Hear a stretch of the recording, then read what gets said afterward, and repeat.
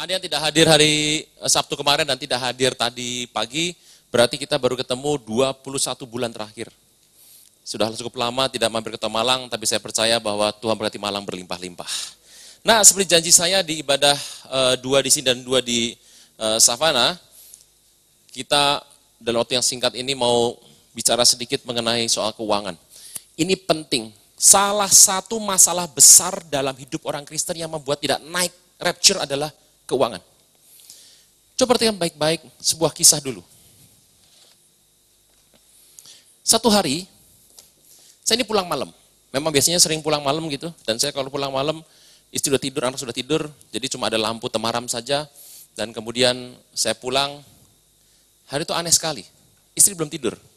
Masih di ranjang dan buka Alkitab dan nunggu saya pulang. Selesai saya mandi, selesai saya sudah persiapan, saya sudah membaca semua pesan-pesan yang masuk sepanjang hari, juga kebutuhan untuk besok. Saya tanya, ada apa? Belum tidur. Sayang, aku punya pertanyaan. Ya, kenapa? Ini repotnya pendeta ini. Saya itu kadang-kadang merasa bersalah sama keluarga, kenapa? Karena jemaat saya lebih pintar daripada istri saya. Karena jemaat saya ikut seminar saya 3 kali. Sampai di rumah udah capean. Istri tanya, sayang, dengar suara Tuhan bagaimana? Ya gitu itu pokoknya. Saking kecapean langsung tidur. Lama-lama saya mikir, kalau istri saya tidak ngikutin iman saya, rohani saya, jemaat saya lebih pintar, bahaya. Jadi sekarang saya sudah putuskan dari waktu yang sudah lama sekali, ibadah apapun, pengajaran baru, pewahyuan apapun, yang ngerti pertama istri saya. Gitu. Supaya jangan sampai jemaat lebih pintar daripada istri saya. Kan malu nanti gitu. Jadi saya tanya begini, ada apa? Sayang, Tuhan tuh berkati manusia kan? Ya. Tuhan berkati orang Kristen kan? Pasti saya bilang. Di semua bidang? Ya. Rohani, jasmani, jiwa? Ya. Termasuk keuangan saya bilang. Nah itu yang saya mau tanya. Tuhan tuh sembuhkan orang sakit toh? Pasti saya bilang. Tapi kenapa di Alkitab tidak pernah Tuhan bikin orang miskin jadi kaya? Anda coba buka Alkitab kalau ada. Pada diam semua, itu salah datang ini. Anda boleh cari di Alkitab. Loh, Tuhan memang bilang begini bahwa yang miskin diperkaya, yang lemah dikuatkan, yang miskin diperkaya. Pernah dengar lagu ini? Kan itu lagu. Yesus yang kaya mati buat kita supaya kita yang miskin diberkati. Terus saya tanya, kamu ngomong begitu dasarnya apa? Loh sayang, aku cuma tanya, emang ada di Alkitab? Saya bilang ada. Di mana ayo? Udah gini aja, kamu tidur. Saya cari besok pagi jam 5, saya kasih tahu. Oke, tidur dia. Saya bilang, bikin capek aja dalam hati. 5 menit juga ketemu.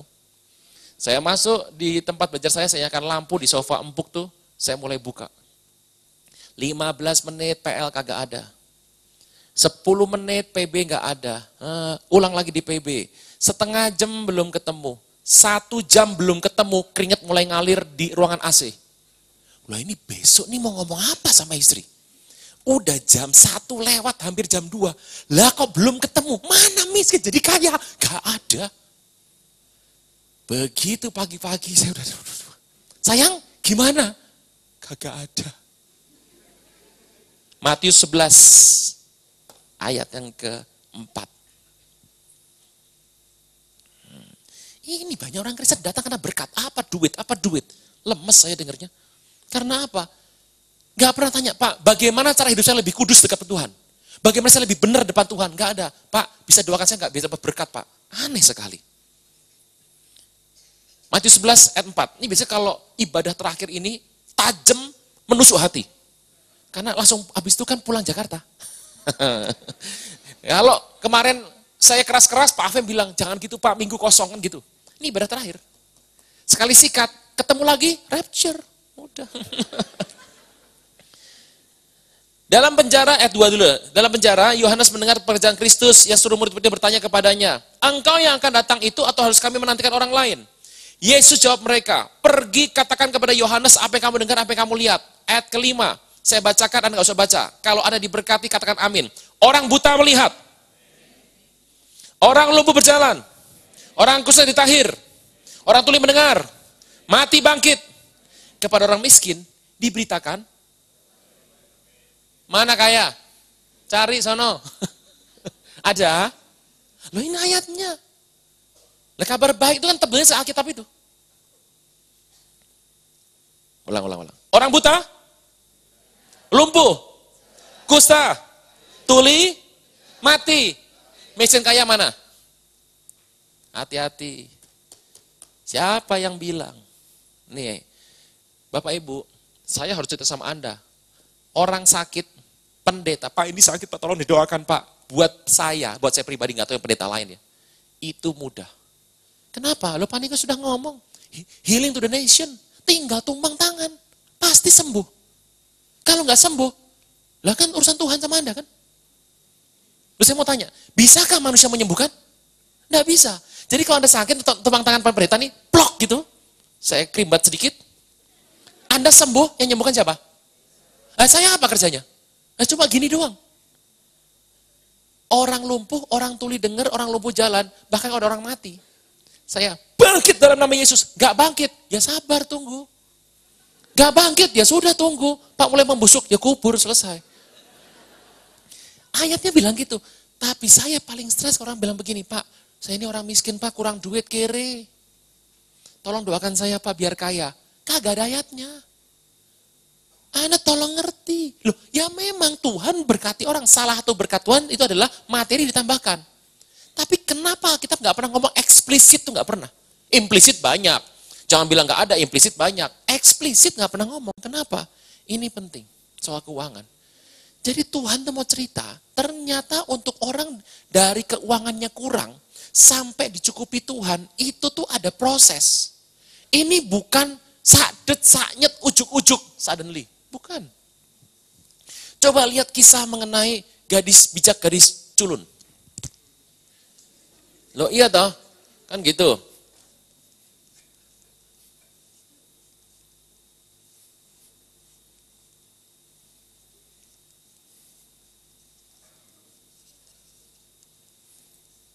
Ini gadis bijak, yang ini gadis culun. Oke. Matanya kasih bulu mata sedikit. Senyumnya merekah karena memang mau rapture, menunggu mempelai. Yang ini gemuk sedikit nggak apa-apa, diberkati. Seperti orang Malang. Yang perempuan Malang stres semuanya. Yang ini bawanya adalah buli-buli. Yang ini bawa buli-buli. Yang ini tangannya satu, membawa yang namanya pelita, ya toh? Pokoknya iya saja. Kok jelek gitu Pak, ngatain pendeta nggak rapture.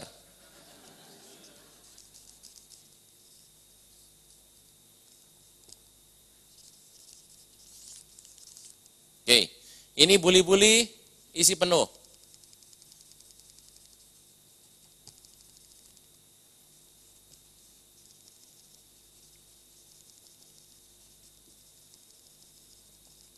Apa beda yang A dan yang B? A gadis bijak, gadis culun. Baju sama putih, nunggu sama capek, nguapnya sama, ngantuknya sama, tidurnya sama, ngoroknya sama, kagetnya sama, ngilernya sama.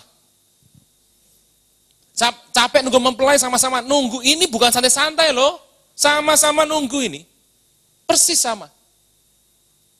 Kagetnya sama, mempelai datang, wah langsung gerubuk. Sama. Yang culun bilang gini, bagi minyak dong. Apa kata dia? Jangan, tidak. Nanti tidak cukup untukku dan untukmu. Pergilah kepada penjual minyak, beli minyak di sana. Anda tahu dari beda ini? Baju sama, kudusnya sama, nunggunya sama, capeknya sama, ngantuknya sama, ngilernya sama, kagetnya sama. Ini semua persis mirip. Dan Tuhan bilang, beda mereka berdua itu bedanya cuma ini. Bedanya cuma ini. Yang satu itu minyaknya segini. Nih. Yang satu lagi minyaknya segini. Bedanya cuma ini. Segini nih loh bedanya. Nih, segini. Nih. Yang ini penuh toh? Yang ini dikit toh? Bedanya cuma segini. Nih. Cuma satu bedanya. Yang rapture sama yang ketinggalan. Yang ketinggalan bikin kubu doa sama Nicolas Cage. Udah tahu. Left behind itu. Beda cuma segini nih. Lihat bedanya baik-baik. Bedanya cuma jumlah minyak. Saya tidak mau berandai-andai. Ada yang bilang minyak itu Roh Kudus. Ada langsung orang yang lebay, enggak bahasa lidah, enggak rapture. Aduh, nyakiti hati orang. Apa tuh minyak? Ada yang bilang Roh Kudus. Gereja karismatik bilang kudus. Yang gereja lama bilang kasih. Udahlah, saya enggak mau menafsirkan ini apa. Minyak ya minyak, titik sudah. Bedanya cuma ada satu. Ini ngomong apa nih? Pergilah, belilah minyak kepada penjual minyak. Berarti saya mau tanya, kalau ini suruh pergi beli minyak, berarti sebetulnya ini masih punya duit toh? Masih. Berarti selama ini duitnya tidak pernah dipakai untuk beli minyak. Duitnya masih ada. Ada beda yang jelas antara ini sama ini. Cuma satu bedanya yang paling kelihatan mata. Soal hati saya nggak mau ngomong. Cuma satu bedanya. Yang ini lebih kaya daripada yang ini. Duit manician fulus arto hepeng lebih banyak ini ketimbang ini. Iya apa iya? Dengan kata lain saya mau bilang. Ternyata yang nanti bakal naik, duitnya lebih sedikit daripada yang nggak naik. Yang kiri bilang, amin. Siapa suruh Anda amin, amin. Jangan bangga dulu. Anda juga harus diberkati. Kalau Anda nggak diberkati, apa serba susah, doamu terhalang. Anda kalau belum makan ikut ibadah, Anda pasti nggak bisa nyembah, bener-bener. Baru tepuk tangan, rebah. Anda sakit, Anda tidak berobat, Anda sakit, Anda nggak bisa sekolah. Anda nggak sekolah, Anda gimana bisa dapat pemahaman soal pengajaran firman Tuhan? Jangan bilang kalau Anda sekarang dalam kondisi kurang duit, utangnya banyak, waduh, selain mau ditagih sama debt collector, Anda rohani sekali. Tidak rohani sama sekali. Tapi yang duitnya banyak, jangan senang dulu juga. Ini Bapak ini harapnya apa sih Pak? Saya Tuhan kami baik. Lihat duitnya, lihat duitnya. Saya kasih uang sama rata sajalah, anggap ini semuanya sama. Yang A sama yang B. Yang A duitnya 100.000, yang B 100.000, sama. Yuk kita mulai, kita akan hitung pelan-pelan. Si A, dia kembalikan persepuluhan, 10.000. Tinggal 90. Yang ini, PPG. Pura-pura, tergantung Anda mau ngomong apa tuh kayaknya. Saya nggak mau ngomong, itu udah gitu, pura-pura.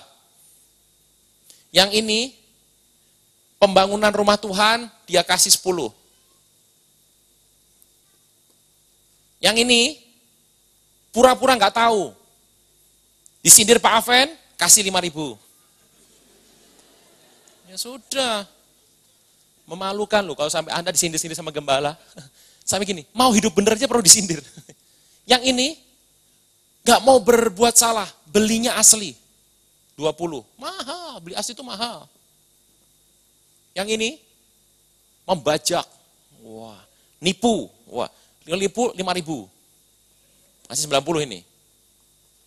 90. Yang ini, pajak dibayar. 10. 50. Yang ini, tilep pajak, malah nambah 10 lagi. Oh, jadi 100 lagi. Yang ini, kasih tabur kiri kanan, bangun rumah, baca segala macam, buat orang miskin kasih, nabur-nabur lah. Sebisanya nabur. Kasih buat orang tua bantu segala macam. Ya sudah, 10. Dia bilang, saya masih punya 40 lah, nggak apa-apa. Yang ini, kantong kolektor lewat, bukannya masuk, ngambil. Nah itu dia, tambah lagi 10. Oh ada. Nggak di sini, sana. Minggu depan saya bilang, nggak di Jakarta. Malang. Saya mau tanya, mana lebih banyak duitnya? A atau B? Yesus sama Herodes lebih kaya mana? Daniel sama Nebukadnezar? Yusuf sama Firaun? Yang ke surga siapa? Hitung sendiri. Saya perlu kasih tahu Bapak Ibu, hidup benar sesuai firman Tuhan, itu mahal. Jadi Kristen tulen, mahal. Mahal, beneran. Mana lebih murah? Jalan ikut aturan lalu lintas, apa ngelawan arus? Oh, di sini nggak ada ya? Oh, nggak ada ya? Biar motor, biar cepat ngelawan arus gitu. Kalau diberhentikan polisi, PPG. Pura-pura nggak tahu. Saya beritahu, jadi orang Kristen tulen, hari gini, yang di zamannya bengkok dan sesat hati, saya mau beritahu, mahal. Makanya Tuhan tuh tahu, jadi Kristen zaman sekarang tuh mahalnya bukan main. Kenapa mahal? Hidup bener itu harus dibeli. Amsal 23:23 kita lihat. Ini belum khotbah loh, janji saya bukan ini khotbahnya. Nanti kalau saudara sudah tersusuk hatinya kita berkhotbah. Ada yang bilang, salah dateng gua sini. Sama-sama 23. Beli dan yang dibeli apa lagi saya kebenaran? Hikmat, didikan. Ada 4 ya. Kebenaran, hikmat, didikan, pengertian. Bapak Ibu, orang bisa dapat pengertian tuh mahal loh. Pak, saya ikut investasi Pak, bodong investasinya Pak, saya habis tuh sekian M. Bu, makanya jangan suka ngejar uang. Tapi saya, aduh Pak, saya udah tobat sama Tuhan, tobat. Ya sudah, kalau sudah tobat jangan diulang lagi. Iya Pak, gak bakal diulang. Nah, Bu, saya doakan ya, biar Ibu sejahtera. Makasih Pak Pendeta. Pak, tapi ngomong-ngomong uang saya bisa pulang gak Pak? Kagak, saya bilang. Orang kalau sudah kayak gitu minta uangnya balik, ya enggak ada sudah. Pak, nggak bisa balik. Enggak, anggap saja uang sekolah Bu. Setelah hari ini ibu nggak bakal ketipu lagi. Uang sekolah kok mahal? Bandel. Makanya hidup tuh kalau udah melenceng jatuh, jadikan sebagai sebuah pelajaran yang mahal. Kebenaran harus dibeli. Saya mau tanya, kalau beli pakai Manijian Fulus Arto Hepeng nggak? Iya. Bapak Ibu tolong dengar baik. Hidup Kristen itu mahal. Ditebusnya aja pakai darah yang super mahal.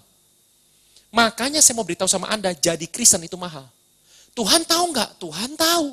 Kalau menjadi Kristen yang benar-benar, hidup benar, duitnya cepat habis. Kenapa? Mahal jadi Kristen. Makanya Tuhan kalau kasih berkat, top.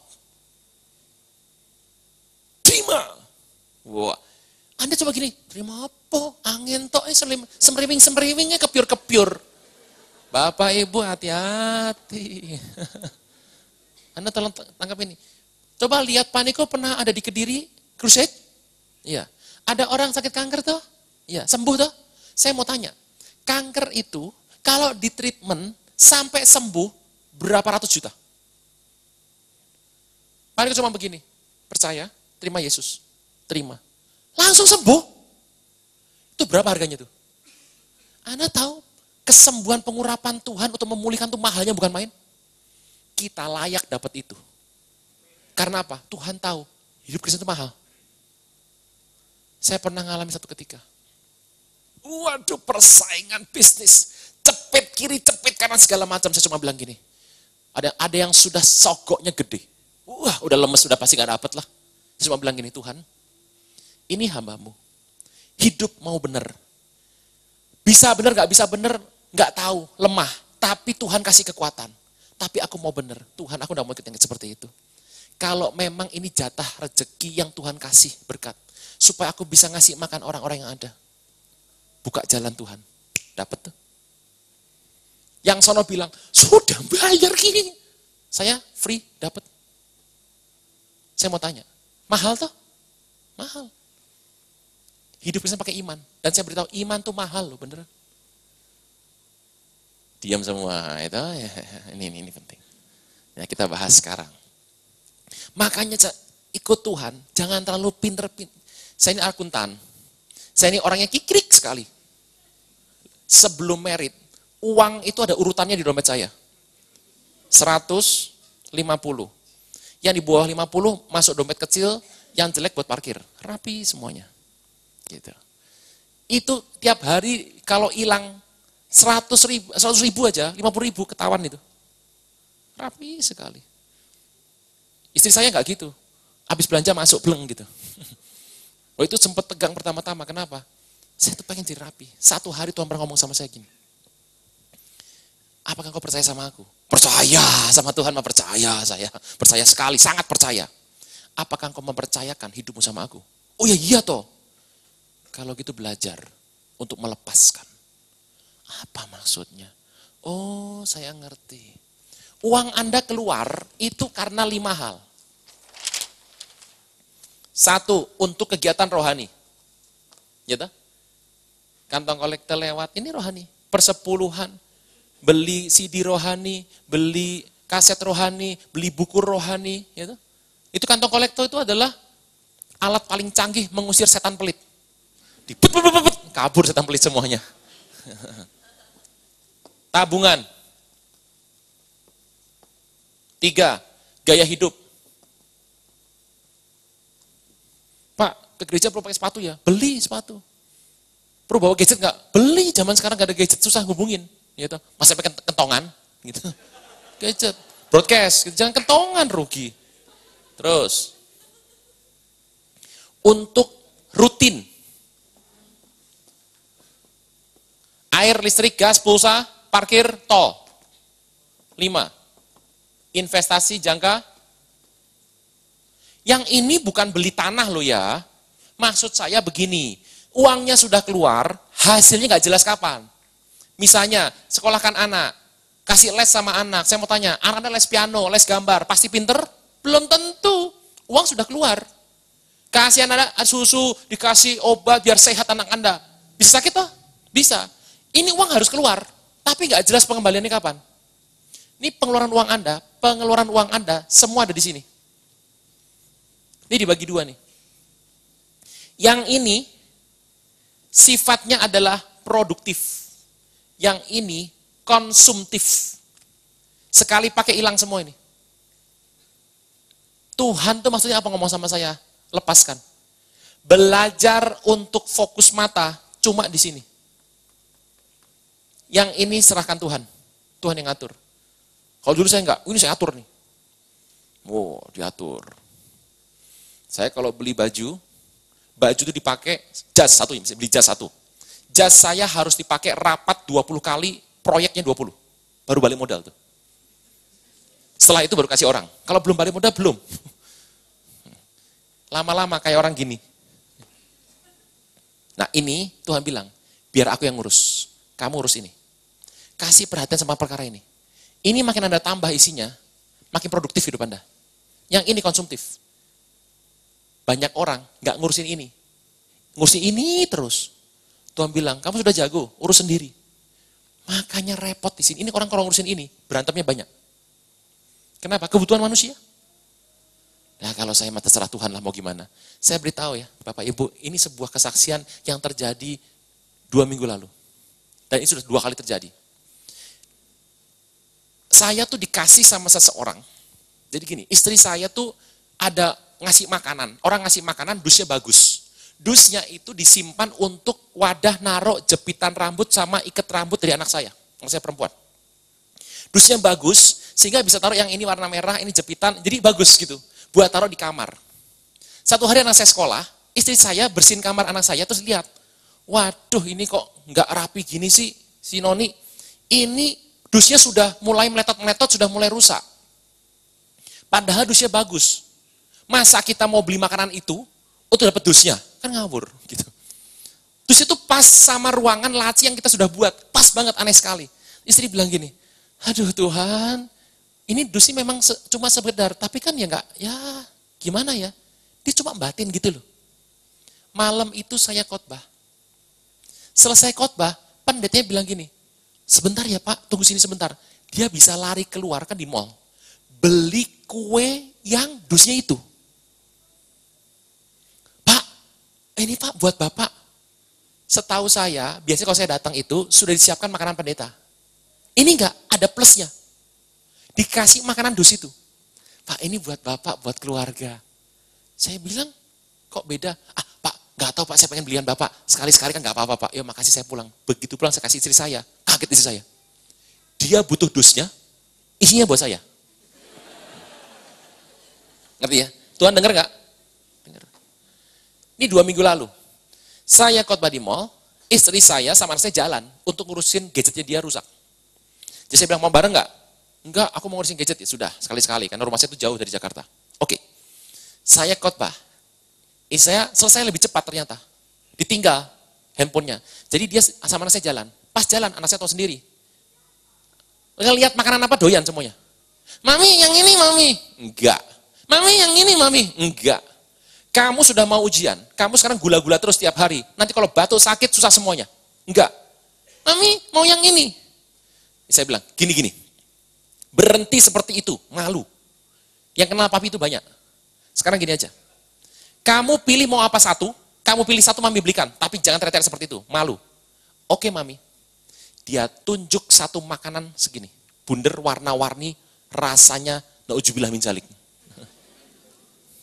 Ini, saya nggak perlu sebut mereknya. Saya bilang, ya ampun, masa milih yang itu? Kalau dibilang jangan. But Mami, engkau sudah janji sama aku tadi. Nggak bisa, salah pilih. Ih Mami mah gitu, nggak usah protes. Enggak ya enggak. Kan Mami sudah bilang janji. Enggak, kamu salah pilih. Kan Mami katanya boleh, udah diem. Saya mau tanya, kalau Anda jadi Tuhan, yang salah istri saya toh? Kan ngomongnya apa aja boleh. Gitu. Tuhan denger nggak menurut saya? Menurut Anda Tuhan denger nggak? Dengar. Saya ini selesai khotbah. Itu pendetanya itu, ya aneh lagi. Pendetanya datang, selesai, istrinya telat, istrinya pendeta itu. Datang ketemu saya, Pak, kok baru datang Bu? Ini Pak, buat anak Bapak, yang anak saya minta, persis 2 dus. Sebenarnya ini buat apa? Buat anak Bapak. Oh ya makasih. Begitu sampai di mobil saya bilang, nih dari orang. Anak saya, hore! Istri saya mukanya langsung manyun. Bapak Ibu, kok bisa pas? Tuhan denger. Tuh, Anda tuh pengen apa Tuhan denger. Jangan mikir tuh jahat. Kamu pengen ini toh? Nggak tak kasih, nyembah dulu 10 jam. Nggak ada begitu. Dia Bapa yang baik. Kita kadang-kadang lihat Bapak kita lupa Tuhan lebih baik dari dia. Sampai sini bisa Bapak Ibu? Oke. Kita lihat sebentar. Nah, ternyata Roma 12 ayat 3 bilang begini. Anda silakan pertanyaan saja, kita akan tanya jawab 15 menit dari sekarang. Roma 12 ayat 3. Berdasar kasih karunia yang dianugerahkan kepadaku, Paulus berkata kepada setiap orang di antara jemaat GBI Suropati ibadah ketiga dan pembicaranya. Nggak ada yang amin, bisa saya sendiri saja sudah. Janganlah kamu, hai jemaat GBI Suropati ibadah ketiga dan pembicaranya, memikirkan hal-hal yang lebih tinggi daripada yang patut kamu pikirkan. Hendaklah kamu berpikir demikian begitu rupa, sehingga kamu menguasai diri menurut apa? Ukuran iman, kata bersama saya, ukuran iman. Yang dikandungkan kepada kamu masing Bapak Ibu, tiap orang tuh punya ukuran iman. Gak penting ukuran besar kecil, gak penting. Jangan bilang gini sama saya, iman tuh harus besar. Siapa yang bilang? Iman kecil gak penting. Iman besar kagak penting. Siapa yang bilang iman besar itu bagus? Contoh, perempuan Sidon datang sama Tuhan Yesus. Guru, anakku sakit. Yesus lagi makan mienpao. Makan roti toh. Itu guru, anakku sakit. Tidak layak ya ngasih roti anak kepada anjing. Pernah baca? Pernah baca? Wah ngeri. Itu lagunya kayak stasiun balapan. Lu tahu ya? Belum dengar? Ning stasiun balapan, kuto Solo sing tadi kenangan, kowe karo asu. Tuh perempuan ngedenger begitu. Langsung dia bilang gini, benar Tuhan. Artinya apa? Aku ngaku aku ini anjing. Begitu tuh perempuan bilang begitu, langsung aku boleh makan dari remah-remah. Yesus lagi makan tuh, ngeliat begitu. Taruh dia. Iman sebesar ini, kagak pernah aku lihat di antara orang Israel. Bu, pulang Bu, anakmu sembuh. Besar gak imannya? Waktu Tuhan digebukin, waktu Tuhan mati, dia sangseng gak? Dia layat apa enggak? Perwira. Nih, waktu Tuhan digebukin, enggak datang nih perempuan. Perwira Italia. Guru, anakku sakit. Oke, kita ke rumah dia. Enggak usah guru. Aku nih prajurit, ada atasan, aku ada bawahan. Kalau kami perintahkan semua jalan, aku tidak pantas terima guru di rumahku. Berkata sepatah kata saja, anakku sembuh. Begitu Tuhan mendengar kata itu, nih imannya kuat banget nih. Onde mande alama, iman sebesar ini gak pernah ada di antara bangsa Israel. Pak, pulang, anakmu sembuh. Gede tuh imannya? Waktu Tuhan digebukin nolong gak dia? Tuhan ditusuk, dia datang gak? Kagak. Iman tuh gak penting besar, gak penting kecil. Biji sesawi adalah biji terkecil di muka bumi. Tetapi apabila sudah bertumbuh menjadi pohon yang sangat besar, sehingga burung di udara dapat bersemayam di atasnya. Iman itu yang penting yang Oh, imannya besar tapi bantet. Ya gitu-gitu doang, percuma. Iman kecil enggak apa-apa, yang penting bertumbuh. Sampai sini bisa ya? Iman tuh harus bertumbuh. Dan saya berdoa, kalau saya kesini lagi satu hari, kalau Tuhan belum rapture nih, ketemu Anda, imannya sudah makin naik. Tadinya, Pak, saya tadi persepuluhan dia ngasih persepuluhan Pak, per 3%-an Pak, gitu. Ketemu saya lagi ya per 6%-an, ya udah naik, nggak apa-apa, habis itu rapture, ya udah. Telat, gitu. Terus, yuk. Alkitab berkata, berilah hari ini makanan kami yang, Anda ngerti secukupnya? Tuhan tuh ngasih tahu kita tuh kalau mau berpikir, begitu rupa tolong dikuasai. Jadi yang namanya soal keuangan, itu ada takarannya tuh ada. Bapak Ibu, orang tambah duitnya makin banyak, hidup tambah mudah loh. Anda punya uang, Anda bisa beli kendaraan, ke gereja lebih cepat, nggak telat. Hidup tuh kalau pakai uang, itu akan lebih enak, lebih mudah. Itu pasti udah gitu aja. Anda punya uang bisa sekolah. Pak, saya nggak punya uang bisa sekolah Pak. Oh berarti dapat beasiswa. Oh enggak Pak, mandat duduk aja Pak. Nggak diusir, saya lawan Pak. Oh, ini nggak preman gitu. Nih, ini tambah uang. Yang ini hidup makin mudah atau makin rohani. Loh Anda kalau punya uang, Anda bisa beli CD rohani, buku rohani, Anda bisa dengerin hamba Tuhan di mana-mana, iman naik. Anda bisa dengar kaset rohani sambil itu enak, naik rohani ya pasti. Alkitabnya 3 bahasa, gitu, bahasa Jawa, bahasa Sunda, bahasa Ibrani, nggak nyampur semua. Nih. Iman tuh naik, tambah duitnya nambah, makin hidup makin mudah. Tapi saya beritahu, ada titiknya. Anda tambah lagi duitnya akan begini, tambah lagi begini.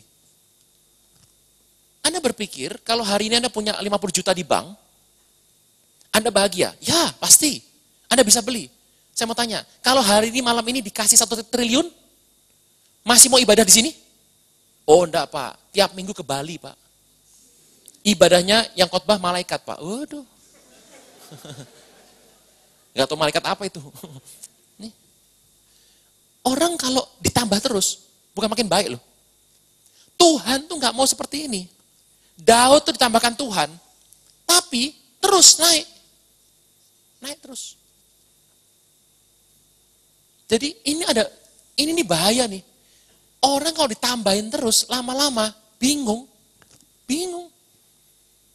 Duit tambahin lagi. Makin lama kalau duit masih sedikit, Tuhan Yesus air mata bercucuran. Tambahin lagi, mulai ke gereja mulai beda. Tuhan Yesus.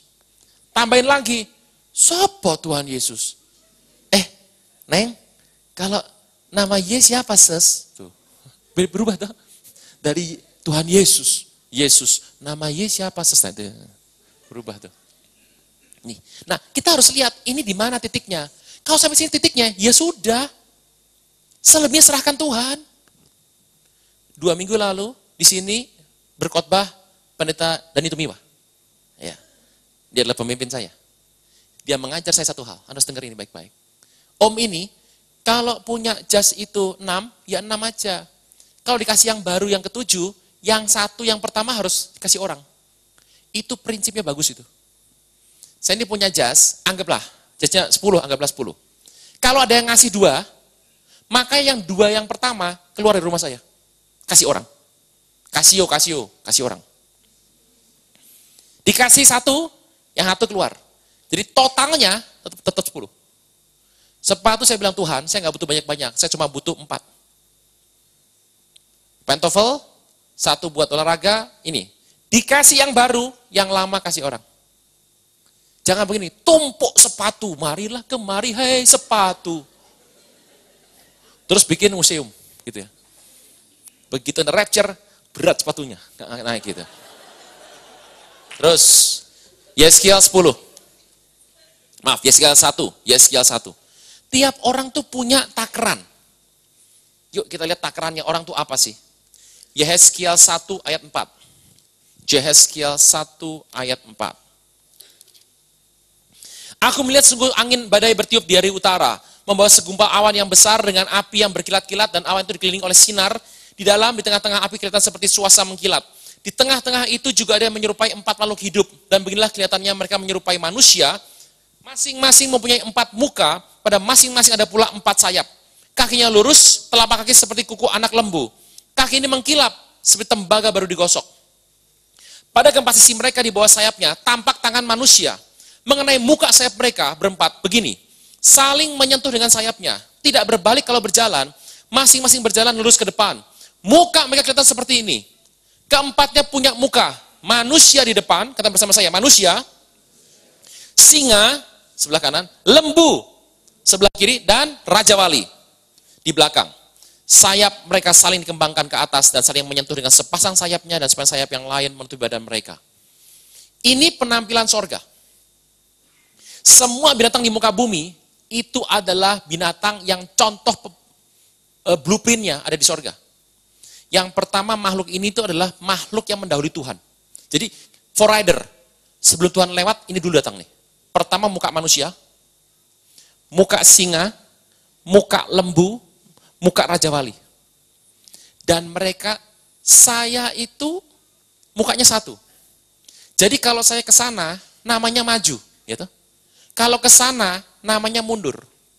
Kalau saya punya muka 2, di sini sama di sini, ke sana tuh maju, ngerti ya? Ini makhluk gak pernah mundur.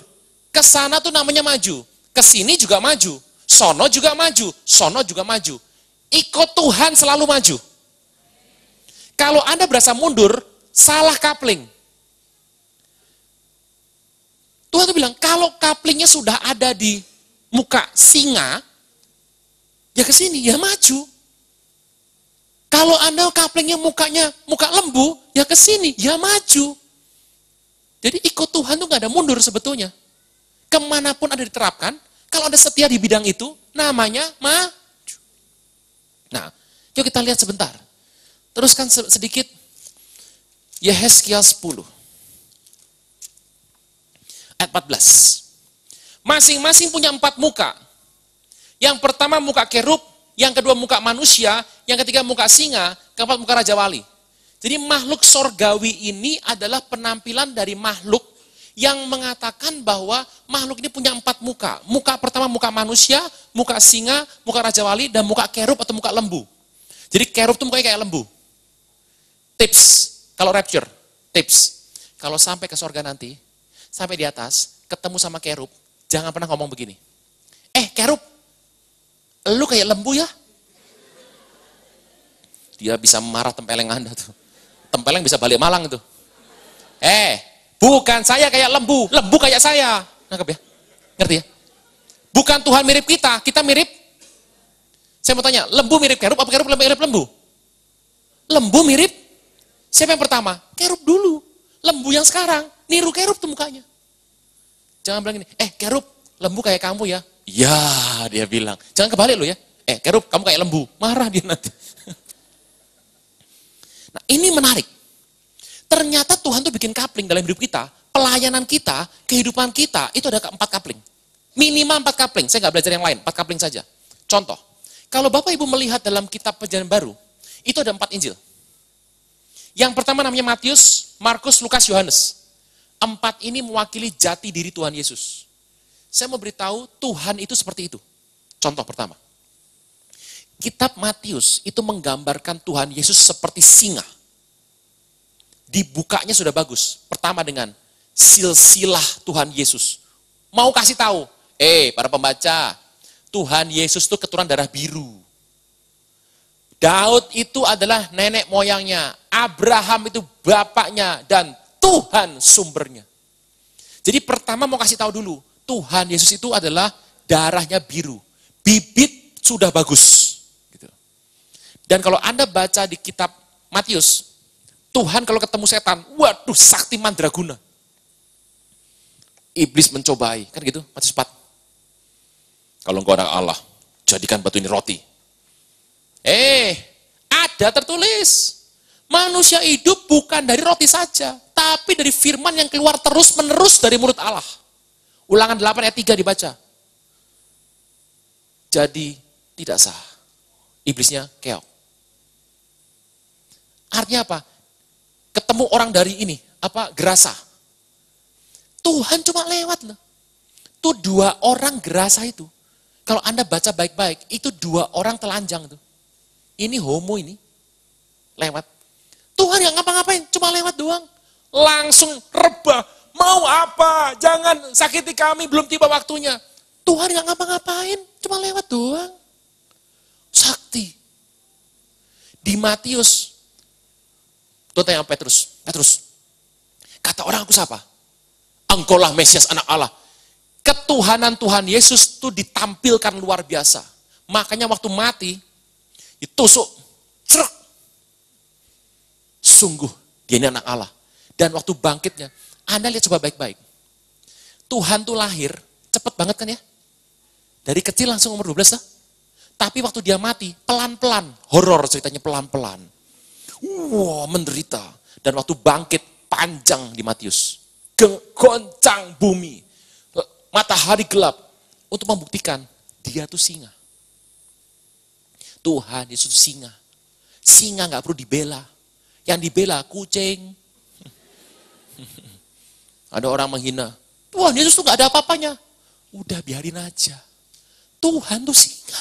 Ya udah, gak usah dibela. Kita yang perlu dibela sama dia. Udah. Nih, di ayat kitab itu, dia tampil sebagai seorang yang singa Yehuda. Raja. Tapi kalau Anda baca kitab Markus, itu tampilannya seperti seekor lembu. Anda baca di kitab Markus. Digebugin, diusir keluarganya, gak dipercaya. Silsilahnya gak ada. Dia menderita banyak. Dia sering ditolak sama orang-orang sekeluarganya. Kenapa? Seperti lembu. Menderita hidupnya, ada masalah, menderita, dia tanggung semuanya. Itu kitab Markus tuh. Tapi kalau Anda baca kitab Lukas, itu manusia tuh. Pernah baca nggak di Lukas? Tuhan Yesus waktu malam itu, di Getsemani, dia saking dalam kondisi tertekannya, peluhnya cucuran seperti darah. Masih ingat ya? Dan datanglah seorang malaikat untuk menguatkan dia. Anda pasti bilang gini, Dodo. Itu kan Tuhan. Iya. Kok butuh malaikat buat menguatkan? Dia tampil seperti manusia. Dalam kitab Lukas, diajarkan bagaimana dia humanis sekali. Dia suka kasih kesembuhan orang sakit itu paling banyak kitab Lukas. Sisi manusianya diambil. Kitab Markus, sisi melayaninya yang kuat. Kalau Matius, sisi perkasa. Tengking. Wah. Nggak punya duit, Petrus, mancing. 2 ikan pertama, ambil, ada 2 koin. Bayar pajak buat aku dan buat kamu. Tuhan tuh nggak pernah egois. Bayar pajak buat aku, kamu cari sendiri. Nggak pernah. Bayar pajak 2. Saya mau tanya, berarti uang pajak tuh Tuhan sediakan nggak? Tuhan sediakan uang buat pajak. Lah kalau Anda nggak kasih, artinya apa? Tilep. Orang Kristen kan gitu. Titipi duit kurang. Titipi omongan lebih. Terus. Yang terakhir Yohanes. Itu melambangkan sisi Raja Wali. Ngawang, ngeroh. Anda kalau baca Yohanes, pada mulanya firman bersama dengan Allah, firman itu Allah. Nikodemus, engkau tidak bisa selamat kecuali engkau dilahirkan kembali. Nggak jelas tuh. Filipus, masa tanya Bapak siapa? Engkau lihat aku, sudah lihat Bapak. Aku sama Bapak, satu. Aku dalam engkau dalam aku. Nggak jelas semua itu. Ya apa? Gitu. Ngawang. Dan saya beritahu, pendeta pun kayak gini pelayanannya. Ada pendeta yang kalau khotbah begini, saudara, saya perlu tanah. Dan saya nggak ada dana. Saya dikatakan Tuhan ada tanah sebelah tuh. Saya minta sama Tuhan, tanahnya buat saya. Kalau boleh. Tiba-tiba yang punya sakit, Bapak Ibu. Dia langsung kasih ke saya gratis. Itu Anda dengarnya, meler-meler Anda. Pengen, gitu. Pernah dengar pendeta seperti ini? Ini kalau datang bilang gini, saudara, saya butuh kendaraan. Tapi saya nggak tahu, saya cuma bilang sama Tuhan. Besok ada jemaat datang, bilang begini, Pak Pendeta butuh kendaraan, pakai punya saya aja. Pakai sampai Tuhan datang. Ada deh, merah-merah ada. Ya. Ada pendeta gini, sakit apa? Buka tangan, sembuh, langsung sembuh. Ini kayak orang ini saktinya bukan main. Bapak Ibu, saya lepaskan Anda, Pak Afen jangan ikut. Anda bikin panitia penggalangan dana untuk bikin pembangunan gereja, ya kan? Saya mau tanya, Anda kalau ngundang pendetanya milih-milih kan? Gak semua pendeta Anda undang. Ada pendeta yang kalau ngomong seperti sakti. Itu kayak singa. Tapi ada pendeta yang kayak lembu. Saudara, saya pergi ke daerah timur, ke ND, Terkupang. Saya pergi masuk ke Papua. Sampai sana saya begitu masuk, saya dilempar batu, saudara. Luka. Tapi saya percaya Tuhan dukung saya. Dan saya bikin sekolah kecil buat anak-anak. Dan saudara tahu, dibakar saudara. Dan saya pulang. Saya potong satu pendeta. Di Jawa Tengah. Bikin gereja dibakar sama 8 orang. Saya pernah dengar itu. Dia bilang, Tuhan, rumahmu terserah engkau. Enggak sampai 4 bulan. Yang bakar 8, 7 tabrakan mati mengenaskan. Yang satu datang lari berlutut di kaki pendetanya. Ampuni saya Pak, jadi pendeta sekarang. Anda mau ngalami itu? Kan enggak kan? Ya, saya dengerin Pak, haleluya, tapi saya enggak mau. Saudara, saya pergi. Waduh saudara, di pedalaman tempatnya kacau balau sekali saudara. Aduh enggak ada tempat. Saya mau mandi juga susah, tapi saya rindu Tuhan hadir di sana. Anda mesti gini, ini kok pelayanan digebukin mulu ya? Enggak enak terus ya? Tipenya lembu. Ada tipe manusia. Saudara, saya puji sama Tuhan, saya ini kumpulkan para dokter, saya bikin kesehatan di situ. Saya bikin sembako di situ. Saya ketemu orang sakit ya saya bawa ke rumah sakit. Ada pendeta yang ada sakit, ya saya antri ke rumah sakit. Ada yang begini, buka tangan. Ada yang begitu, terima. Ada yang begitu. Ada yang saya antrin ya, saya bayarin. Beda tipenya. Jangan bilang gini, yang ini murah hati, yang ini sok-sokan. Siapa bilang? Tergantung kaplingnya. Orang tuh harus tahu kaplingnya. Kadang-kadang yang lembu pengen jadi singa. Waduh, lembu gak bercakar pengen jadi singa. Digerawat serigala, lewat. Berempat. Ada pendeta yang begini. Saudara, tadi malam Tuhan datang ke kamar saya. Malaikat ada hadir 3 orang. Dan kami menyembah bersama. Dan roh saya diangkat. Anda bilang gini, kira apa tuh ya? Apa tuh? Tapi itu ada kan? Saudara, maju ke depan. Ya, iya, maju. Demikian firman Tuhan. Tuhan berfirman. Ada bilang, peka. Ada yang begitu ya? Itu kaplingnya Raja Wali. Yang begini, tiap orang beda-beda. Jangan suka banding-banding sama orang makanya. Kapling itu masing-masing. Ada orang ngomong sama saya gini. Saya tuh kalau dengar Paniko, nyanyi terus. Apa? Nyanyi terus, gak enak. Tapi tiap minggu hadir. Dengar Bapak Ibu, Anda kalau ngundang Paniko pasti nyanyi. Pemulihan Pondok Daud, The Restoration of Tabernacle of David, RCOD, ada DNA dari beliau. Jadi jangan bilang gini. Ada yang ngomong sama saya pernah, ketemu di luar, bukan di sini. Salaman, Pak, saya mau kasih usulan. Kalau khotbah jangan banyak ketawa Pak. Saya bilang, ya udah, gak usah undang saya. Nah itu kan tipe saya. Saudara, kita menyembah Tuhan. Anda pasti protes sama Pak Afen. Pak, mungkin dia sakit Pak. Tiap orang tuh punya kapling. Kadang-kadang kita pengen kapling orang lain. Keuangan pun punya kapling. Ada yang kaplingnya tuh singa. Siapa misalnya? Yusuf. Yusuf itu, Firaun tuh nggak pernah kerja apa-apa loh, kasih dia semua. Saya punya teman satu. Waduh, bosnya, orang gede Jakarta, saya sebut Anda pasti tahu. Itu bosnya nggak pernah kerja, kasih dia. Dia yang kelola semuanya. Setelah dia mulai gede, dia bilang gini, saya mau bikin usaha sendiri ya. Bos, oke. Dia buka usaha, nggak ada yang maju. Tapi kalau dia kerja sama bos ini, maju. Orang tuh ada kaplengnya. Dan kita kadang nggak mau terima itu. Wah, ini pasti. Wah, urapan kurang. Wah, dikucek tiap hari. Gitu.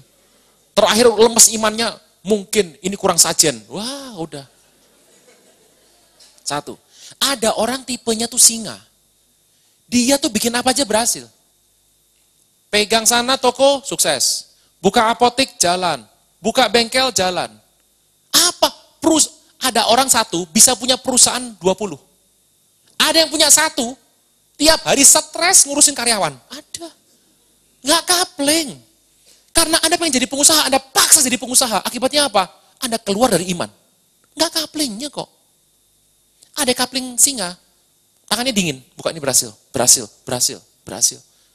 Karena dia itu singa, kayak Yusuf, pengelola. Orang seperti ini biasanya ditugaskan oleh gereja untuk menghimpun dana. Untuk kerjaan Tuhan. Kenapa? Ada orang buka apotek satu. Poco-poco, maju mundur, maju mundur, maju mundur. Gitu. Tari serimpi. Wah, sudah kelamaan. Singa itu tunjuk. Pak, kita akan bikin seperti ini akan maju. Nah, pemikiran-pemikiran orang seperti itu penting di gereja. Kalau Anda kaplingnya singa, Bapak Ibu gampang aja, Anda sudah dalam Kristen. Ya, kalau Bapak Ibu, kalau Anda berpikir Anda korupsi baru kaya, orang-orang yang korupsi itu percaya bahwa dengan berbuat jahat dia kaya. Orang seperti itu percaya bahwa kejahatan sumber berkat. Kita bukan orang seperti itu. Kita percaya kudus sumber berkat. Kalau orang masih nyolong buat dapat berkat, artinya dia percaya bahwa nyolong itu adalah sumber berkat. Orang seperti itu, saya nggak mau ngitung, nggak direken. Ada tipe satu keuangan tipe singa. Dia cuma bilang gini, Tuhan, kalau boleh saya kelola. Dapat tuh. Buka ini sukses. Sepertinya gampang aja. Ada seorang pendeta pernah ketemu sama saya. Pak, saya mau tanya sama Bapak ya, apa resepnya Pak Niko? Punya gereja gitu banyak. Dan semuanya rukun gak berantem. Saya bilang, Bapak di sini berapa? 5 Pak. Udah hampir pecah kepala saya Pak. Berantem tiap hari. Saya bilang, urapannya beda. Terima kapling. Kalau Anda terima kapling ini, jangan bilang gini, yang itu perusahaannya 5, lebih sugih, diberkati. Siapa bilang? Kalau Anda singa, maju tuh ke sana. Kalau Anda dapatnya yang tipenya lembu, ya ke sini. Yang digebukin itu Pak? Bukan. Saya beritahu sebuah kisah ya, seorang hamba Tuhan yang tipenya lembu. Ini hamba Tuhan tapi tipenya lembu. Orang tipe lembu, itu tipe yang dia menerima semua rencana Tuhan. Udah. Ada seorang hamba Tuhan, saya ini pernah pergi. Ini perginya sama anak gembala sidang Anda, Pastor David. Pergi ke rumah dia. Ini malam tahun baru tuh saya diundang untuk makan di rumahnya beliau. Nah sebelum ke sana, sama anaknya diajak muter-muter dulu di Bandung. Saya ini gak senang muter-muter, saya bilang, ngapain muter-muter? Maaf ya kok ya, kita beli makanan dulu. Buat apa? Kan saya yang masak. Oh iya, tapi lama sedikit. Loh kenapa nanti telat loh? Enggak, saya mau ngasih pendeta 1. Oh gitu, oh ya sudah enggak apa-apa. Tiba-tiba dia bisa beli makanan buat kasih ke pendeta. Anda tahu nggak? Saya antar tuh ke rumahnya bareng dia. Nggak kenal saya, cuma tahu doang. Nyampe sana ngobrol-ngobrol, saya baru tahu. Malam itu tanggal 31 Desember. Dan pendeta ini ngomong sama Tuhan. Malam ini tidak ada makanan. Tahun baru tuh? Terima kasih Tuhan engkau sediakan. Sore-sore anaknya Pak David bisa tergerak belikan makanan. Orangnya santai. Hidup Tuhan yang ngatur. Saya mau tanya, dalam iman maju nggak? Maju. Kalau tipenya lembut, nikmati tipe itu. Kalau Anda dipanggil jadi karyawan, kalau Tuhan belum suruh Anda untuk buka bisnis sendiri, jangan coba-coba buka.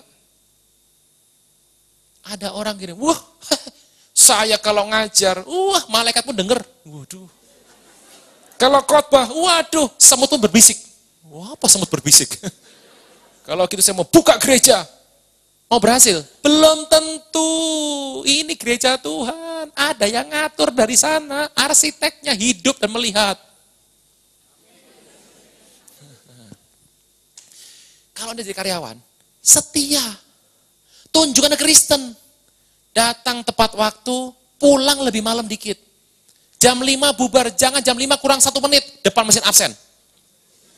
Teng, teng, teng, srek, pulang. Saudara Tuhan, kalau Anda karyawan, nikmati. Saya hidup cuma dari gaji bulanan, nikmati. Syukur ucapkan, kita bilang gitu. Ucapkan syukur dalam segala keadaan. Ini penting saudara seperti ini. Sampai sini bisa ya? Jadi pertama adalah yang tipenya singa. Nomor 2, tipenya lembu. Siapa itu lembu? Paulus. Coba kita lihat sebentar. 2 Korintus 11. Anda mau bilang Paulus kere? Dia punya usaha adalah pembuatan tenda. Bukan tenda pramuka pinggir jalan merah kuning hijau. Tendanya Paulus itu adalah konsumennya, pelanggannya adalah prajurit Romawi. Kalau pergi lagi menjajah, perang, itu butuh bara kan? Itu beli tendanya sama Paulus. 1 tenda untuk 1 peleton. Gede. Paulus tuh usahanya bukan jahit tenda pramuka itu loh. Enggak. Oke, 2 Korintus 11. Ayat ke 23. Apa mereka pelayan Kristus? Aku berkata pada seperti orang gila. Aku lebih lagi, lebih banyak jerih lelah, sering dalam penjara, didera di luar batas, kerapat dalam bahaya maut, 5 kali disesah oleh orang Yahudi, setiap kali 40 kurang 1 pukulan, 3 kali didera, 1 lempar batu, 3 kali karam kapal, semalaman terkatung dalam tengah laut. Dalam perjalanan aku sering diancam bahaya banjir, penyamun, orang Yahudi, orang bukan Yahudi, bahaya di kota, padang gurun, tengah laut, dari saudara palsu. Aku jerih lelah, kerja berat, kerap kali tidak tidur, lapar, dahaga, kerap kali aku puasa kefefet, kepekso, kedinginan, tanpa pakaian, dan tidak sebutkan banyak lagi hal lain, urusan sehari-hari, masih ngurusi jemaat. Ini Paulus. Mau bilang dia nggak ke sorga? Paulus itu pagi ke sorga, sore pulang. Nih dia, ketemu malaikat, udah kayak temen. Hai bro, waduh. Terus, Kisah 28, ayat 30. Tolong tangkap kapling ini. Kalau Anda tangkap kapling ini, Anda nggak pernah minder depan orang. Banyak orang tuh pengen gini, dia berhasil. Orang yang belum tobat, itu paling sebel sama reuni. Nah, ya. Kalau nggak berhasil, mending nggak datang. Bilangnya apa? Banyak urusan. Padahal nganggur. Roma 28, ayat 30. Dan Paulus tinggal 2 tahun di rumah yang disewanya sendiri. Ia menerima semua orang yang datang kepadanya. 31? 31? 31? Nggak ganti-ganti gimana tuh ya? Dengan terus terang, tanpa rintangan apa-apa, ia beritakan kerajaan Allah dan mengajar tentang Tuhan Yesus Kristus. Dengan terus terang, tanpa rintangan, dia mengajar. Anda tahu kenapa bisa ngajar seperti itu? Baca 30. Dia sewa rumah bayar sendiri toh. Nih loh. Banyak orang Kristen jadi karyawan. Ngebon sama bos. Ngebon dulu ya. Karena apa? Pengen beli gadget sama motor. Gak tahan kalau ngelihat temennya gini. Ngebon. Begitu ngebon gak kembali. Anda ngutang sama perusahaan, saya mau tanya. Anda nginjili bos Anda, bertobat gak dia? Banyak Kristen rela untuk batal jadi penginjil demi hidup yang lebih layak. Hati-hati. Nih. Paulus gak mau utang sama orang. Rumah dia bayar sendiri, sewa sendiri. Makanya ngomongnya tegas. A ya A, B ya B. Kalau Anda disokong, saya bukan bilang Anda gak boleh disokong orang lain loh. Kalau Anda mau disokong orang, pilih orangnya. Yang takut Tuhan, yang tulus. Minta hikmat, minta pengertian. Bukan orang yang mau gunakan Anda. Banyak orang ngomong sama saya gini dulu. Saya hidup nggak Pak? Saya nggak pakai BB Bapak Ibu. Itu BB, Bibi. Bibi saya di rumah itu nyuci piring. Pak Rona pakai Bibi? Enggak. Saya belikan Pak buat Bapak. Tidak. terima kasih. Loh, saya berikan buat Bapak. Dalam hati saya, kalau saya terima, dia konseling gratis sama saya. Lah kan jempolnya bengkak tiap hari begini. Satu hari dia nge-SMS BBM saya harus jawab kan? Harus jawab kenapa? Nggak enak sama dia sudah ngasih kok. Enggak. Bapak, enggak. Minta hikmat ngerti. Jangan gini, waduh dapat pinjaman, wah seneng. Anda diikat sama orang. Hati-hati ini. Tipenya Paulus. Pak, yang penting Tuhan janji, engkau tuh cukup. Tersedia. Semuanya tersedia. Istri saya ngomong sama saya gini, ini kejadian tepat Sabtu yang lalu. Istri bilang gini, kamu tuh ya, penampilan kayak orang tua. Bajunya longgar-longgar. Celana longgar-longgar. Sekarang itu ketat. Yang kayak lontong tuh loh. Gitu.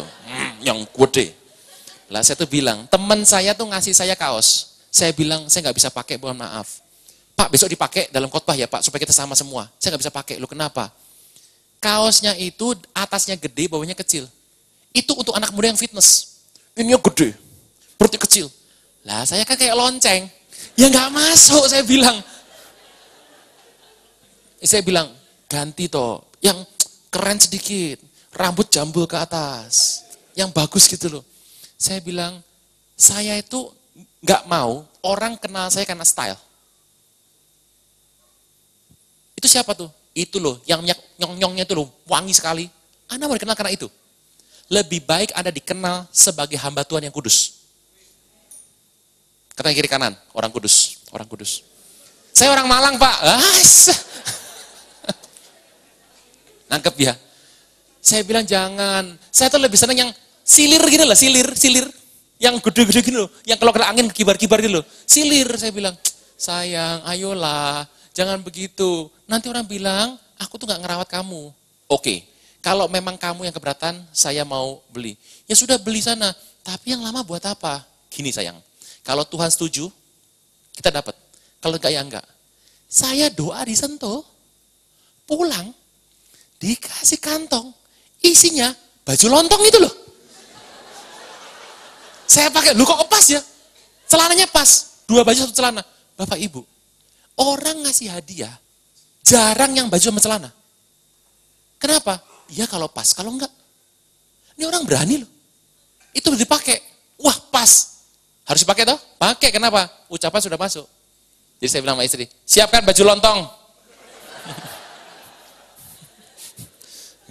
Ya, sini anak muda lontong semua bajunya? Ya oke. Lepet, oke, sama.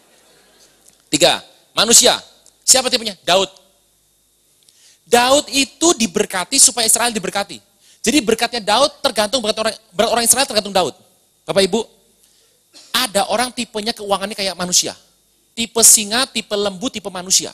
Tipe manusia itu gini, dia diberkati karena banyak orang yang ikut sama dia. Ada seorang teman, pengusaha kaya. Pak, saya ini buka panti asuhan. Banyak sekali saya butuh dana, begitu banyak. Saya nggak tahu nyari dari mana Pak. Usaha saya itu kalau sampai nggak jalan Pak, ini habis semua keuntungannya. Terus, tapi saya nggak ngerti Pak. Selalu itu yang namanya akun yatim piatu itu, yayasan itu, selalu penuh Pak. Saya nggak tahu dari mana Pak. Orang saya nggak kenal dari mana. Saya nggak pernah kasih nama orang namanya, penuh aja. Saya bilang, Pak, Anda diberkati, usahanya maju karena engkau itu nanggung anak-anak banyak. Kalau engkau tidak dikasih makan, anakmu yang ini, piatu ini semuanya, bisa kelaparan semua. Karyawanmu tuh 2.000. Satu orang bisa punya di rumah istri 1, anak 3, 4, 5. Kalau itu kamu nggak diberkati, semua kelaparan semua. Demi mempertahankan hidup mereka, engkau diberkati. Ada orang tipenya begitu. Dia diberkati karena memang dia tuh nanggung banyak orang. Nah orang-orang egois, gak bakal diberkati. Tapi pastikan Anda tuh seorang manusia, tipe manusia. Oh kalau gitu Pak, gini aja. Biar saya sugih, saya buka yatim piatu. Keok lama-lama. Nggak disuruh kok. Tapi yang keempat adalah tipenya Raja Wali. Siapa? Elisa. Elisa tuh bilang gini, Tuanku Elisa, kata janda, suamiku Nabi sudah mati. Ya terus, Aku enggak punya duit, aku ngutang, anakku diambil, aku miskin. Tolong toh, Bapak Elisa, dia nabi. Elisa bilang gini, Bu, ambil buli-buli, siapkan semuanya. Udah? Oke. Ambil gayung, cedok, isinya apa? Minyak.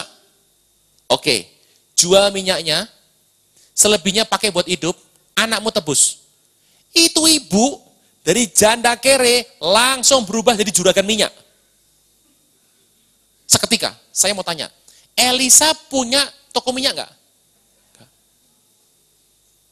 Berikutnya, tuanku terlalu kecil tempat kita, padepokan kita. Terus, gampang, tuh hutan buka. Oke, dia ambil kapak dibuka. Tiba-tiba kapaknya lepas, twing, nyemplung ke sungai, ke danau. Masih pernah baca ini? Tuanku, kapaknya pinjeman nyemplung. Kapak bicara mata pencaharian. Nyemplung. Elisa cuma begini, nyemplung di mana? Itu besi loh. Diambil kayu, krek, dilempar. Itu besi bisa ngapung. Hamba Tuhan tuh bisa bikin bisnis karam naik lagi. Saya mau tanya, Elisa punya PT enggak? Saya tuh punya teman satu, usaha. Ada usaha yang spare part beberapa orang, ada yang perusahaan berapa orang. Saya doakan dia, dari biar doakan. Spare partnya gede. Buka oli Pak, saya doakan. Olinya gede. Itu pangsa pasar Jawa Barat disikat sama dia. Saya tuh bingung ya. Saya doain dia spare part jalan. Doain dia oli jalan. Lah saya, toko spare partnya gak punya. Mending saya gini diri saya sendiri ya. Ngerti Bapak Ibu? Nangkep ya? Jangan Anda pindah kapling. Hamba Tuhan biasanya mayoritas ada di kapling Lembu sama Raja Wali. Aneh tuh. Dia nggak punya toko, nggak punya pabrik, nggak punya bank, nggak punya bengkel. Tapi kalau doakan jemaat, sukses jemaatnya. Dia sendiri nggak pernah buka apa-apa. Kok bisa? Kaplingnya kapling Raja Wali. Siapa misalnya? Konsultan. Bapak bisnis harus begini. Diterapkan toh, sukses. Dia sendiri punya toko, tutup. Itu tipenya guru konsultan. Dosen-dosen tuh begitu. Ya nikmati sudah. Jangan begini. Saya nggak mau cuma jadi dosen konsultan, saya mau jadi pengusaha. Nanti kalau nggak jadi, Anda maksa korupsi, tilep pakai gaya dunia. Akibatnya apa? Imannya jatuh. Hari ini ada 2 cara Anda mengerti bagaimana mengetahui kapling Anda. Nomor 1, coba lihat ke belakang, garis Anda punya pengalaman diberkati. Yang kedua, doa sama Tuhan tanya. Jadi kalau kapling Anda singa, kalau saya lepas Anda suruh milih, semuanya milih manusia sama singa. Saya manusia. Saya singa Pak. Waduh, Lembu sama Raja Wali ke pinggir. Kita nggak boleh milih. Siapa yang bilang singa lebih baik? Nggak ada. Kalau Anda ikut rencana Tuhan apapun, kemanapun kau pergi, namanya maju. Pak, kenapa hidup saya mundur? Anda mau kapling orang lain. Anda mau berkatnya orang lain.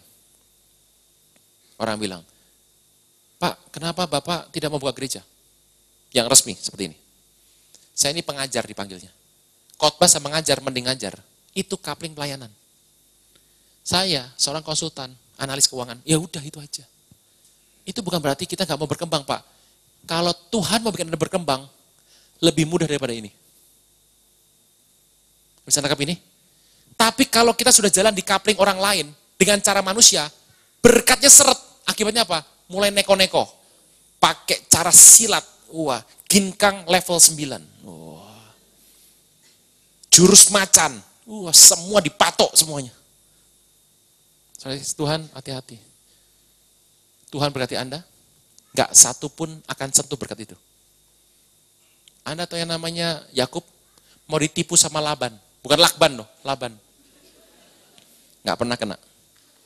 Tiap orang punya coba renungkan, berkat Anda di mana kaplingnya. Sehingga hidup ini tuh gak ngejar yang sia-sia. Akibatnya apa? Akibatnya nanti, ya kayak yang ini. Ini kok ada akhir zaman lagi. Nah, orang yang takut untuk berbuat kebenaran, uang Anda harus keluar untuk kebenaran. Sepi sudah. Jangan takut, kenapa? Tipe pengurapan Tuhan itu luar biasa. Tinggal berkata saja, keluar berkatnya. Anda lihat Yusuf. Orang Mesir nabur di situ, taburan sama, tanahnya sama, asamnya sama, curah hujan sama, panennya sama, cuacanya sama. Kenapa punya orang Mesir cuma bisa dikasih makan 1 tahun? Yusuf 7 tahun. Beda tangan, beda berkat. Angkat tangan Anda ke atas. Beda tangan, beda berkat. Nah itu dia. Jangan begini, tak minta berkatmu diambil.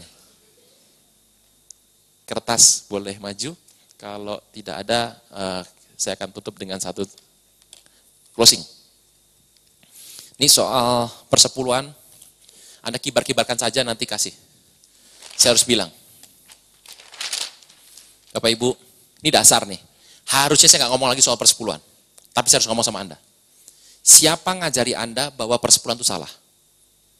Anda berani di depan Tuhan bicara seperti itu? Alkitab sampai hari ini belum pernah saya baca yang mengatakan bahwa konsep persepuluhan dihapus dalam Perjanjian Baru. Gereja, dengar ini baik, Tuhan tidak butuh uang Anda. Gereja tidak perlu uang Anda. Tuhan bisa kirim berkat dari manapun. Tapi Tuhan mau ajar kita hidup benar soal keuangan di depan kehidupan ini. Jadi pastikan Anda mengerti soal persepuluhan. Saya akan tutup dengan persepuluhan nanti. Pak, kalau kita berjalan dimanapun menemukan uang di jalan, itu berkat apa tidak? Itu namanya kesempatan. Jangan lupa persepuluhan. Uang apapun masuk rumah saya potong 10%. Persepuluhan itu tipenya menguduskan. Alkitab bilang, Matius 23 ayat 17. Celakalah kamu, hai ahli Taurat, mana yang lebih penting? Emas atau bait suci yang kuduskan emas? Bait suci bisa kuduskan emas loh. Semua uang itu punya roh. Makanya orang bisa bunuh-bunuhan karena 2.000 rupiah. Keluarga bisa berantem karena warisan. Uang itu punya roh. Spirit of anger, roh kemarahan. Nih. Keluarga bisa pecah gara-gara utang piutang. Kenapa? Uang. Nah, roh itu, uang itu kan nggak pernah ada di budaya Yahudi. Uang itu budaya Asyur. Orang Yahudi nggak pernah pakai uang. Pakainya adalah untuk barter. Satu hari, Tuhan minta mereka persembahkan korban. Karena mereka diberkati, tinggalnya sudah jauh. Lah kalau memberikan korban, bawa sapi, misalnya, Anda itu rumah Tuhan ada di Armet misalnya. Rumah Anda di Batu. Anda persembahkan sapi, tuh sapi gemuk dari Batu ke sini, masih gemuk. Tapi kalau rumah Anda di Surabaya, bawa sapi, nggak ada truk di zaman itu, mercy kill, pakai kaki. Itu sapi sampai di sini, tinggal tulang belulang, iga, ribs. Anda tahu mempersembahkan sapi yang seperti itu, hukumannya cuma 1, mati. Anda bawa sayur-sayuran seger, rumah Anda ada di Ijen. Kesini seger. Nah kalau rumah Anda Kediri, kesini Narsikil, layunya itu sayur ngeok. Tuhan bilang, oke, pakailah uang. Uang tujuannya apa? Untuk ibadah. Uang itu diizinkan Tuhan pertama kali ada untuk menukar sapinya itu loh. Bawa uangnya dibawa ke rumah Tuhan. Di situ dia beli sapi. Orang Farisi, gawat. Sapinya dinaikkan harganya 12%. Akibatnya, orang mempersembahkan korban suruh beli sapi mahal. Waktu korban dipersembahkan, dia ngedumel. Gitu ya. Tuhan nggak suka. Nah gitu, jadi kalau Anda nemu uang di jalan, jangan lupa, semua uang bentuk apapun, angpau termasuk, nemu termasuk. Saya potong. Saya tidak ada ingin di rumah saya masuk the spirit of anger. Nggak ada. Begitu masuk potong semuanya. Potong semuanya. Supaya apa? Bersih. Makanya kalau Anda beli barang pakai uang yang bersih, saya beritahu, barang Anda akan rusak tepat pada waktunya. Beli sepatu, 3 tahun pakai, rusak. Jangan gini, Pak, sepatu saya 30 tahun gak pernah rusak. kerasukan tuh sepatu. Gitu ya. Jika kita meningkat dalam pelayanan kita, dalam hal waktu digunakan, tapi pekerjaan kita stagnan, apa turun, apa bisa tetap maju? Ikut Tuhan tuh nggak pernah mundur. Kenapa Anda pelayanan maju? Kenapa kerjaannya turun? Karena Anda di pelayanan, Anda berhasil.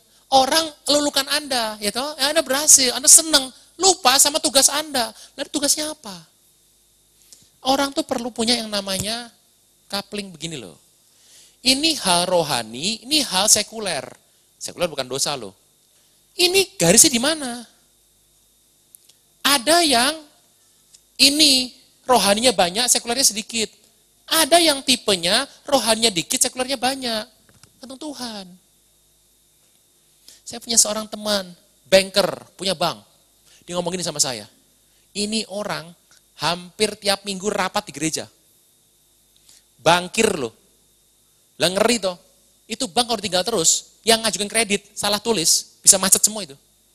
Dia bilang sama saya gini, Pak, saya ini rapat di gereja, dia panitia hampir di semua tempat. Sibuknya bukan main. Itu banknya apa gak diurusin.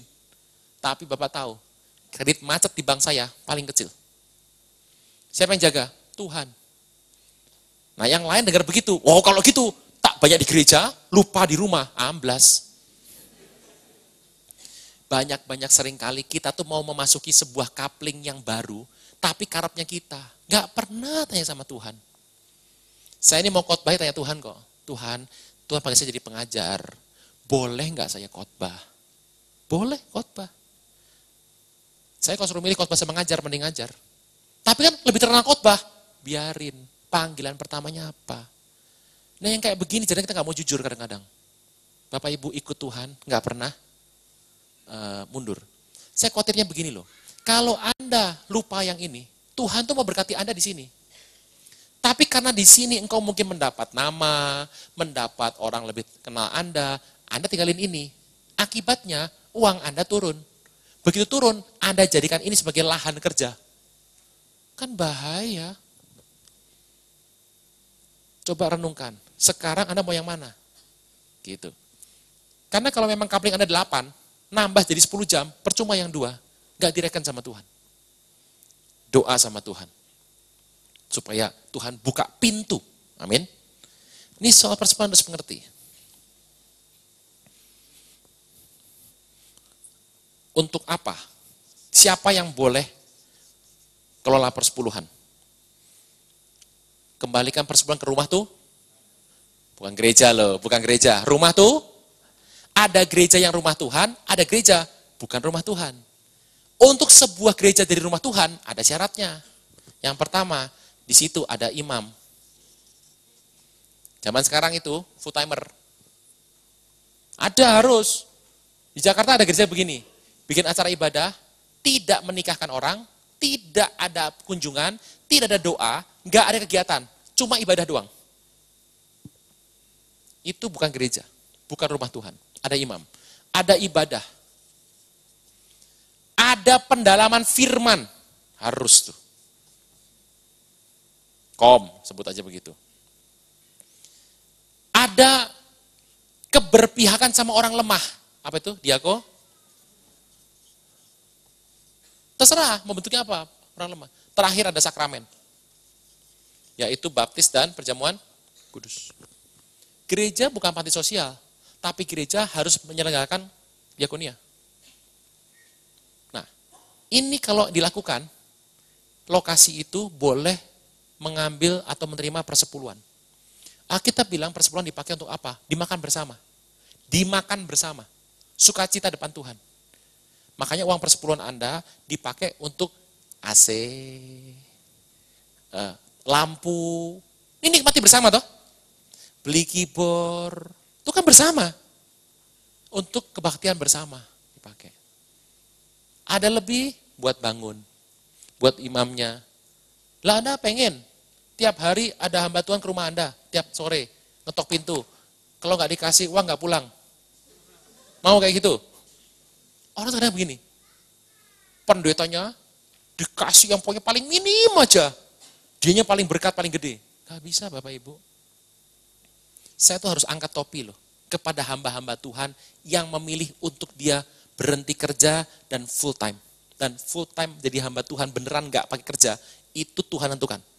Kalau belum saatnya jangan diambil. Kenapa? Sebentar, renungkan sebentar. Hamba Tuhan di gereja yang tidak bekerja, yang benar-benar hanya ada di gereja, saya memutuskan dari hidup keluarga saya menghormati 2 kali lipat. Kenapa? Anda bisa bayangkan ya, andai kata, saya gembala Anda, saya punya bengkel, Anda juga punya bengkel. Saya jamin, bengkel Anda sepi, saya rame. Saya akan ngomong begini, saudara, bengkel saya sama si A sama, montir sama-sama pinter, tapi kalau di bengkel saya, ganti oli plus ada urapannya. Ayo, sepi punya Anda. Saya buka toko beras, Anda buka toko beras.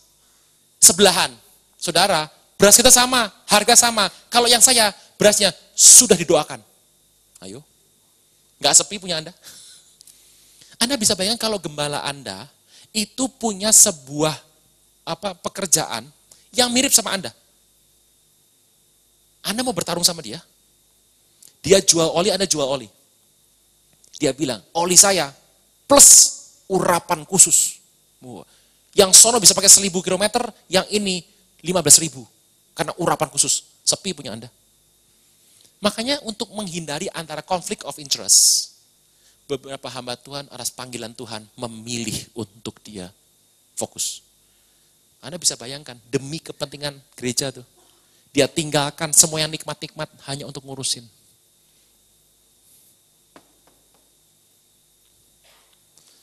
Soalnya Tuhan, itu loh konsep persepuluhan. Pak, persepuluhan dikasih dari mana Pak? Dari gross apa dari net? Saya mau tanya, Anda mau diberkati gross apa net? Gitu aja. 1, persepuluhan. Kembalikan persepuluhan sesuai komitmen Anda. Harus tiap bulan Pak? Enggak. Lah kalau saya dulu kan saya konsultan, terima proyek, tergantung 3 bulan sekali, 8 bulan sekali. Lah kalau proyeknya terima 8 bulan sekali, dibayarnya 2 bulan sekali selama 4 kali. Ya persepuluhannya kapan? Pas dibayar persepuluhan. Gitu. Tapi yang kerja kayak karyawan, yang bulanan, ya kembalikannya per bulan. Gitu. Oh kalau gitu saya mau kembalikan 10 tahun sekali Pak. Ya boleh, berkatmu 10 tahun sekali. Sama aja. Nih, 1. 2. Persepuluhan itu komitmen waktunya. Komit. 2. Dikembalikannya kemana Pak? Halah Pak, Suropati sugih Pak. Sebelah saya ada rumah Pak, gereja kecil Pak, cuma 20 orang. Mesake Pak, mesake. Suropati, sugih bondo Pak. Gini aja Pak, Suropati tak kasih 2%. Yang 7% masuk ke gereja sebelah. Yang 1% tak tilep. Nah itu dia. Siapa ngajar Anda bahwa Anda berhak untuk mengatur uang persepuluhan? Semua uang Anda, uang saya punya Tuhan. Loh, enak aja Pak, Tuhan mah 10%. Semua uang Anda punya Tuhan. Tapi Tuhan izinkan Anda pakai 90%. Sama Tuhan, lebih boleh, kurang nggak boleh. Gitu aja. Nah, kembalikannya ke tempat di mana Anda merasa bertumbuh rohani. Makan restoran Padang, bayar di Padang. Makan ayam kremes Sunda, bayar di tempat Sunda. Jangan makan ayam, bayar di Padang, digebukin orang Sunda. Anda bertumbuh di sini, ya kembalikan ke sini. Janganlah gak jadi, wah, saya ini ngatur, saya mau masukkan sana, dikasih semua. Dodo, itu uang Tuhan, yang boleh ngatur itu Tuhan. Saya mau tanya, apa yang paling bertumbuh, paling banyak hadiratnya di sini? Enggak, tergantung Anda. Saya itu, Tuhan tentukan ada di GBI Gatot Subroto, Pak Niko. Saya bertumbuh di sana. Saya kembalikan ke Gatot Subroto GBI. Saya mau tanya, apa itu yang paling hebat? Bagi orang lain, gereja A lebih hebat. Bagi orang B, gereja B lebih hebat. Tiap orang tergantung masing-masing. Lah Anda bertumbuh di mana? Kembalikan di situ. Pak, saya ini GKJJ Pak. Gereja Kristen jajan-jajan. Saya GKMKI. Gereja Kelenteng Masjid Kuburan Indonesia. Waduh. Bisa ya? Nih, kembalikan begini. Nah kembalikannya gimana Pak? Kembalikan sudah. Anda kembalikan persepuluhan saja, itu belum ngasih Tuhan. Itu prinsip firman Tuhan. Saya nggak ngerti ada orang bilang bahwa persepuluhan itu nggak benar. Dari mana ceritanya? Alkitabnya di mana? Pak, mana ada persepuluhan di PB Pak? Adanya PL. Ya sudah, saya baca kasih ini saja. Matius 23, 23. Lah kalau Anda masih bilang Matius itu perjanjian lama, ya sudah nyerah saya. Gitu. Berarti jaga sabung bawa tongkat. Gitu ya. Gitu. Bisa ya? Oke. Sampai sini? Bisa ini? Oke. Cuma 2 pertanyaan saja? Oke. Biasanya begini, nggak ada yang tanya. Begitu saya keluar sana, Pak, bisa bicara sebentar, Pak. Bisa minta nomor telepon, Pak. Ais, yang begini-begini gitu. Oke, sampai sini sudah? Soal persepuluhan, Bapak Ibu, saya berdoa kita jadi mempelai. Apa itu mempelai? Orang yang nanti pas Tuhan datang tuh naik. Gara-garanya duit nih loh. Ngelihat duit yang elegan gitu loh. Gitu loh. Jangan waduh, matanya pelangi. Wah, bukan hijau lagi, pelangi semua. Misalnya, nggak ada orang ikut Tuhan kekurangan tuh nggak ada. Kekurangan tuh gara-gara apa? Karepnya banyak. Segala hayang, kabeh gelem. Puaskan dirimu dengan kecukupan Tuhan. Amin. Saya berdoa berkat Tuhan melimpah. Kita bangkit berdiri.